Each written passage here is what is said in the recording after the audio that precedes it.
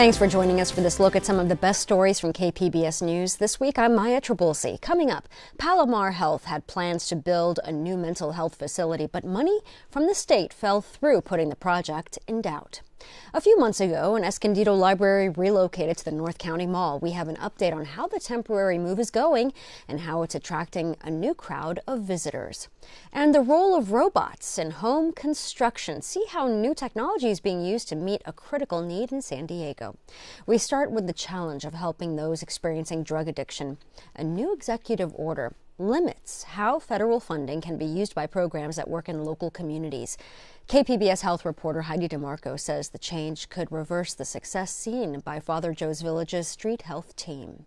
On a recent Wednesday afternoon, alcohol and drug counselor Paulette Mendoza and her teammates are getting ready to meet their patients. They load up their van with backpacks and boxes full of supplies and head out to like a 99-cent store where a lot of people that we know are gathered. Mendoza is part of San Diego's first street health program. Father Joe's Villages started it in 2019. A big part of my job is going to be the harm reduction. Hi, friends. How are you? The amount of time that I spend out in the streets planting the seeds. We have snacks, water, and then harm reduction tips. Every day, they treat health issues affecting unhoused people, from wounds to substance abuse and severe mental illness. Since 2020, Father Joe says they have served more than 3,000 people. The deaths are down, and people are making it, and there's a lot of things that contribute to that. But probably the biggest one has to be the Narcan, because it's a game changer. In order to get Narcan into the hands of their patients, Mendoza says the kits include certain tools to help start conversations and build trust with people who use drugs. You know, we have foil, we have straws. A lot of people are on fentanyl here. We also have a tourniquet and testing strips, for fentanyl and xylazine. Federal grants can still pay for naloxone and fentanyl test strips, but a new executive order directs the Substance Abuse and Mental Health Services Administration, or SAMHSA, to stop paying for things like syringes and pipes, saying they facilitate illegal drug use. This afternoon, Mendoza runs into Bakari Rivera, a man she met last year. He kind of looked like the rest of these guys when I met him. I mean, he didn't look good. It was like a year in the making, but like it works if we're out there. Today, Rivera is a year into recovery. He just completed a peer support specialist certificate. He says cutting funding for programs like Mendoza's could mean more people don't get a second chance like he did. I was down bad when I met her. I didn't have a stable place to rest my head. I actually overdosed on fentanyl on accident and flatlined. They gave me Narcan at the hospital and brought me back. Yeah, I used to come right across here when street health came. At their second stop, Mendoza runs into Angelica Preciado, who is also in recovery. I was on drugs, alcohol, stealing from stores, hanging out with gang members, did prostitution. Today, she's 2 years sober, and she and Mendoza lean on each other in recovery meetings. Yeah, we got our tokens together at the same meeting. We did. Yeah. Even after saving lives with Narcan herself, Preciado struggles with the idea of giving out harm reduction supplies. Like I said, I don't want to sound like a hater or anything like that. I just think that people are giving too many options to people that are addicts. You're giving them a way out. Research shows harm reduction, including distributing syringes, doesn't fuel increased drug use. It reduces disease risk and connects people to treatment. In San Diego County, overdoses decreased by more than 250 between 2023 and 2024. And I believe that is a direct correlation to the harm reduction interventions that were being provided in the community. Jenny Wilkins manages Father Joe's street health program. She says her team has already distributed 2,500 doses of naloxone this year. Moving funding away from harm reduction interventions is going to absolutely increase the amount of preventable overdose deaths. Hey, Miss Betty. How are you? Mendoza says she knows what's at stake. I think there's a stigma that either people on drugs are not worth it, but they are. and funding this is like, you're fighting against the solution. We found something that works. By the end of the day, the team handed out 30 kits, offered detox referrals, and made connections. Mendoza says every kit, inside the harm reduction kits, they have some Narcan, some testing strips. every conversation is a seed that can lead people to treatment. But without all their tools, she says that chance for change could vanish. Heidi DeMarco, KPBS News. Drug treatment and mental health often intersect, but a new resource plan for the North County just lost a big chunk of state funding. Alexander Nguyen looked into why the state rescinded the $50 million grant. All right, so a little bit of dirt, we're holding up. Last year, a crowd of local officials picked up shovels to help Palomar Health break ground for a 120-bed acute psychiatric hospital in Escondido. At the time, CEO Diane Hansen said it would make a lasting impact on North County. The Palomar Health Behavioral Health Institute stands as a promise to our community that mental health care will be accessible, compassionate, and innovative. And in May, Palomar Health received a $50 million grant from the state for launch-ready projects. The funding comes from Proposition 1, which sets money aside for behavioral health treatment facilities. But the grant requires a matching fund. The California Department of Healthcare Services says that Palomar did not meet the match documentation requirements, which Palomar identified would be cash. As a result, DHCS informed Palomar that its conditional award was rescinded for the Palomar Health Behavioral Health Institute project. The decision is final and cannot be appealed.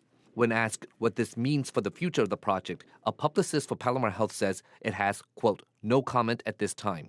John Clark is the board member for Palomar Health. He says he doesn't know if the project is still going forward.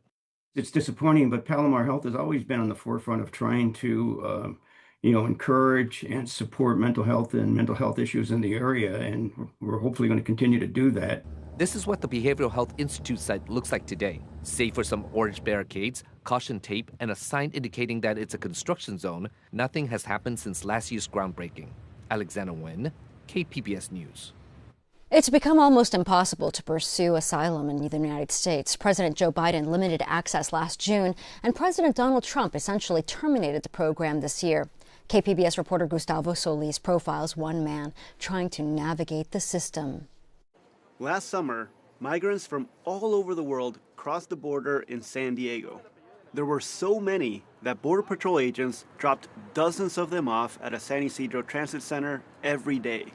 The county's emergency migrant shelter had shut down. It ran out of money, leaving them with nowhere to stay. That's when Ruth Mendez met Luis. She's an immigrant advocate, and he's a South American asylum seeker. We're withholding his last name to protect him from retaliation both here and in his home country. I remember meeting Luis for the first time getting off of one of the buses that at the time was when Border Patrol was releasing people.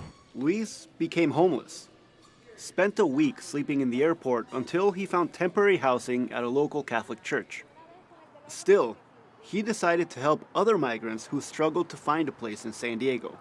Mendez says that having someone like Luis there gave advocates instant credibility. And really tell people, hey, I was in your position.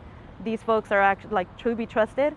If you want, you can follow her. You're going to go to the airport for free. Luis's year-long case spans one of the most uncertain times in the history of the U.S. asylum system. He arrived in August 2024, soon after the Biden administration bowed to political pressure and placed strict limits on asylum. And his case remains ongoing after the Trump administration essentially stopped the asylum process and began arresting people at their immigration court hearings.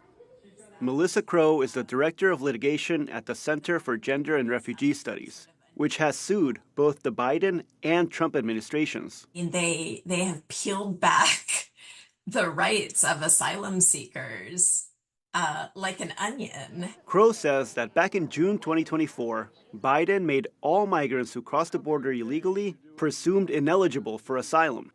Previously, everyone who entered the country had equal access to the asylum system. no matter how they entered. Then, in his first days in office, Trump cracked down even harder. These restrictions that we've been talking about, the circumvention of lawful pathways rule and the securing the border rule, in most cases take asylum off the table. Fortunately for Luis, he entered the country before Trump's crackdown, so he could still try to pursue an asylum claim. But by the time he got to see a judge, Immigration and Customs Enforcement agents were arresting people at immigration courts. Mendez was worried about Luis, so she offered to go to the San Diego Immigration Court with him. At the beginning of the week, we heard of LA immigration courts, San Francisco immigration courts, having ICE inside the courtrooms, and so that was really worrying. Luis did not see any ICE agents in the courtroom, but when he left to go to the bathroom, he saw the hallway was full of them. Pues me asomé y estaban todos ahí esperando en fila. Entonces yo me devolví. He remembers thinking how odd this was. It's as if the federal government wants people to abandon their cases. Le quita mucha credibilidad a los procesos acá porque uno dice, bueno, yo quiero hacer algo, entonces ¿para qué me pongo a hacer las cosas bien si al fin y al cabo me van a hacer? Luis was among the first to be arrested in San Diego's immigration court. Local immigration lawyer Tracy Crowley met him at the courthouse on the day of his arrest. She was blown away by how well prepared Luis was for his asylum claim. But that was still not enough to keep him out of detention. He completed everything they asked him to do, and he showed up when he was supposed to show up, and that's exactly why they targeted him, because they knew where he would be. Luis saw his imprisonment at the Otay Mesa Detention Center as a particularly cruel irony. He was a political dissident in his home country and fled specifically to avoid being jailed. Despite having a strong asylum claim, Luis thought about giving up. And so it was very difficult to keep his spirits up and to keep him motivated because I knew I could get him out on bond. And I knew he had a really strong asylum case. Luis says he felt like a robot during his time at Otay Mesa. An endless and mindless routine of eating, sleeping, and waiting. La cárcel ahí es feo porque se vuelve uno como un muñeco, como un robot.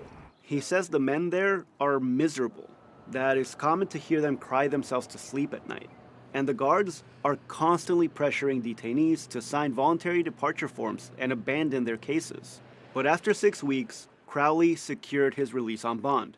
Luis is still pursuing a political asylum claim and is due back in court, the same place he was arrested just a few months ago, in September. Gustavo Solis, KPBS News. You can find more stories from Gustavo Solis on the KPBS YouTube page. That's where we share all of our news content, podcasts, and original KPBS programs. Subscribe and get notified when new items are posted. YouTube is also where we live stream KPBS Evening Edition weeknights at 5. Sign up for our newsletters to get a list of our most popular stories. And here are some from this week. A General Atomics magnet could help unlock limitless clean energy. Skaters and families flock to the grand opening of Fallbrook's new county park. We'll have that story a little bit later. And what's next for the historic Carlsbad Theater? Here's KPBS Gloria Penner fellow Mika Ellison. Right now, the Carlsbad Theater sits vacant, but that could change soon. The theater has a long history, and some residents worried it would change to stores and restaurants. But its owner says that's not true. The theater is currently owned by the Encinitas Commercial Real Estate Group, RPG. Until recently, the property was listed for sale in an auction. But now that listing has been removed. The goal is to, quote, bring it back to life as both a cinema and an entertainment venue, say the owners. The plan is to use the theater for live entertainment like stand-up comedy, panels, workshops, and eventually an annual film festival.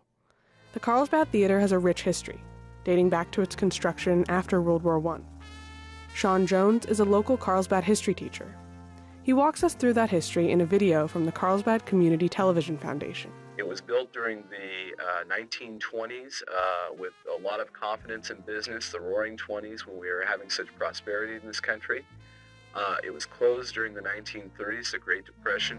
Jones says the theater reopened in the 1940s and saw a boom through the 60s, when foreign films and live theater were added.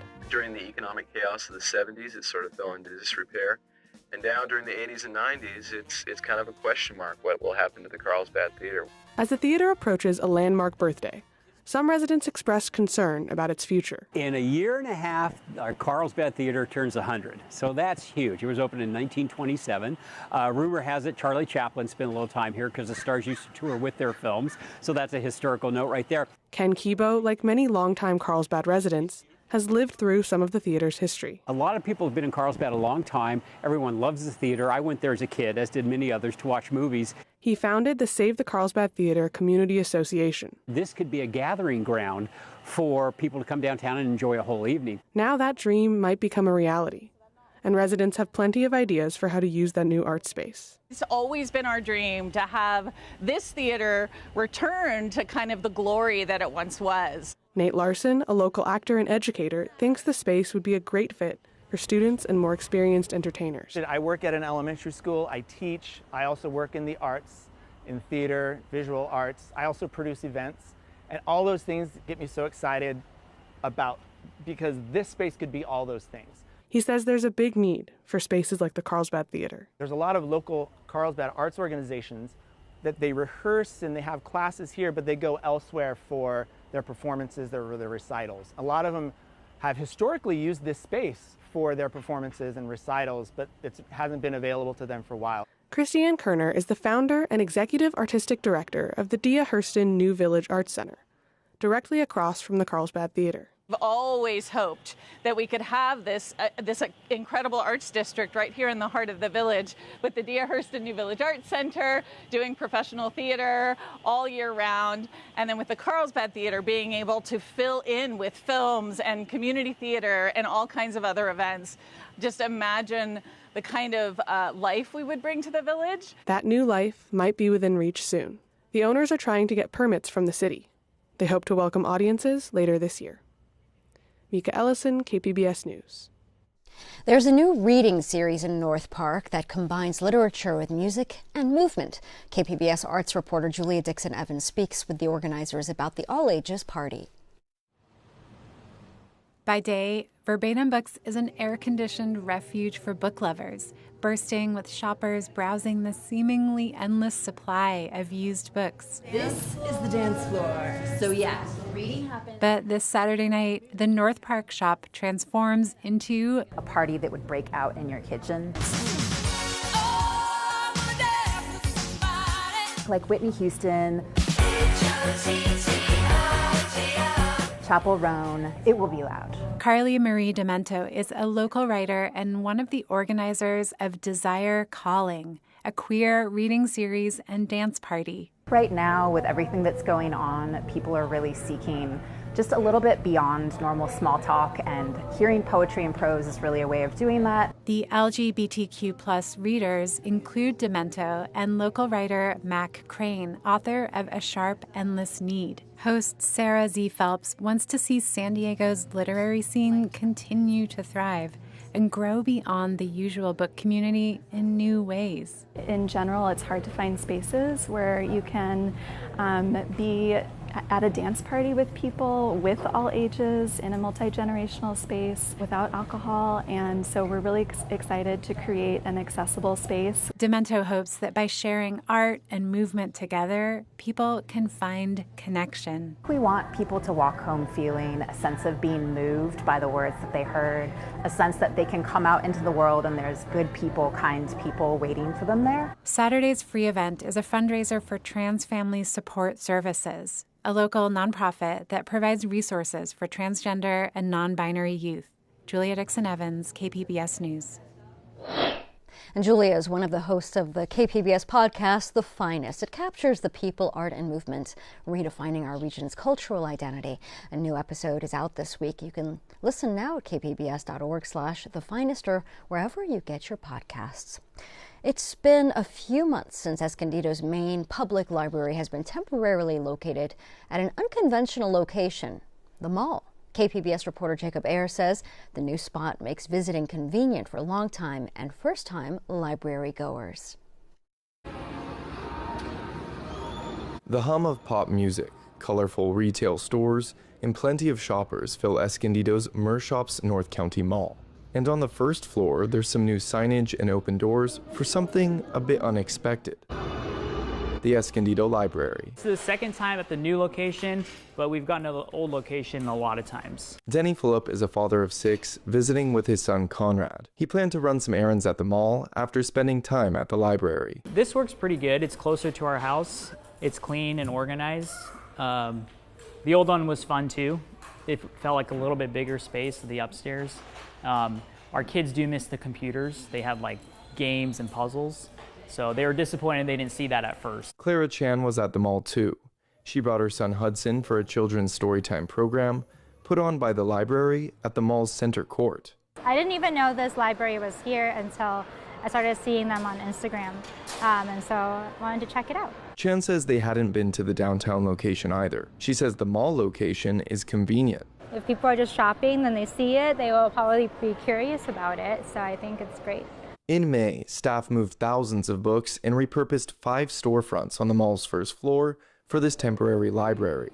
It's been busy so far, says library director Reno Landa. In the past year at downtown, we average around 20,000 visits each month, with some months having more or less. Here at the mall, just last month, we passed 23,000 visitors. Almost all of the library services are up and running in this smaller space. It's about half the size of the downtown location, so there's less seating, computers, and books on display. But Landa says the mall location has led to some new clientele. We're seeing a lot more interest in younger families that are coming to the mall for shopping or for entertainment, and they're also stopping by the library. We're also seeing a very big increase in our teen demographic. Construction is expected to be completed on the downtown library by April 2026. Meanwhile, Landa says he's interested in keeping a library branch at the North County Mall long term. Jacob Ayer, KPBS News.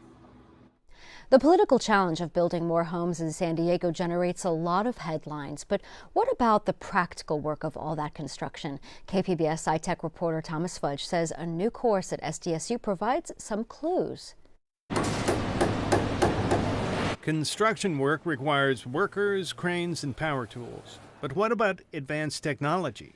San Diego State just got a $4.5 million grant to train people to work in the industry, people who can find ways that technology can solve some problems, like low productivity in construction. Labor productivity has grown only by about 1% annually for the past 2 decades. This is compared to a 2.8% average for the entire world economy. Or if you want to compare it with a sister industry, manufacturing, that number is 3.5, I think. Reza Akhavian is a professor of engineering at San Diego State and the principal investigator for the National Science Foundation grant. He says robots can work 24/7, and they can do physical tasks that would be unsafe or injurious for humans. He says robots are making their way into construction work, but there's a lot more they could do.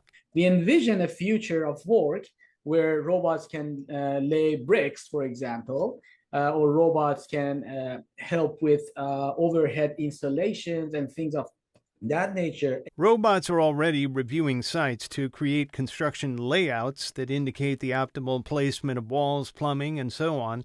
Akhavian says artificial intelligence could effectively take over planning tasks in a worksite office. Creating look-ahead schedules, or maybe adjusting the schedule based on the data that you collect, having a better estimate. It's very important. Construction is a bid-based industry, so it's very important to have a good estimate. All these could be influenced positively by AI. He says humans still play a vital role in construction, and technology could empower them to do a better job. We contacted the Carpenters Union for a response, but they would not comment on this story.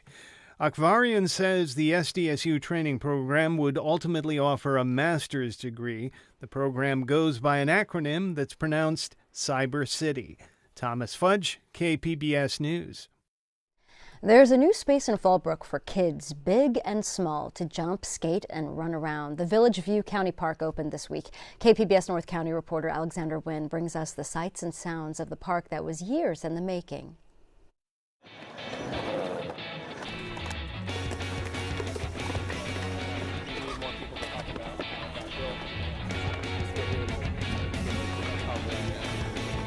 You could say some were flipping with joy when this new, nearly 7-acre park opened today.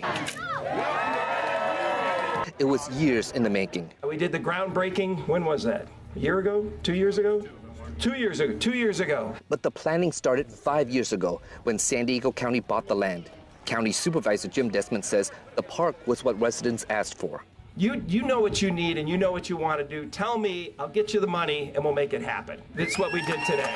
A highlight of the park is this, the skate park. It's something that fourth grader Frederick Schwazinski has been looking forward to for the past year. The bowls are like insane.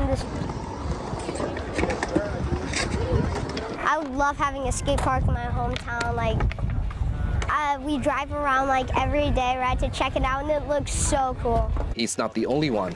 Dozens of kids are here today. I'm embracing it. Sean O'Callahan with Fallbrook Skate Park Inc. says the skate park was something his group has been asking for nearly 20 years. It's the first step. We've needed this park for a long time, but we need more. So now that this one's in and the concrete's poured, I'm ready to start campaigning for the next one. This park is huge. In addition to the skate park, there are 2 dog parks and plenty of open spaces. This is so needed here. Jessie Hughes lives 10 minutes away from the park. She says kids need an open space to play. I had so much to do, especially as a teenager. There were dance clubs I could go to. The kids don't have that anymore. They can come here, socialize, skate, exercise, and do things besides stay home and play video games. And coming here often is what Frederick plans to do. It's super fun. In Fallbrook, Alexander Nguyen, KPBS News. We hope that you enjoyed this look at KPBS News this week. I'm Maya Trabulsi. Thank you for joining us.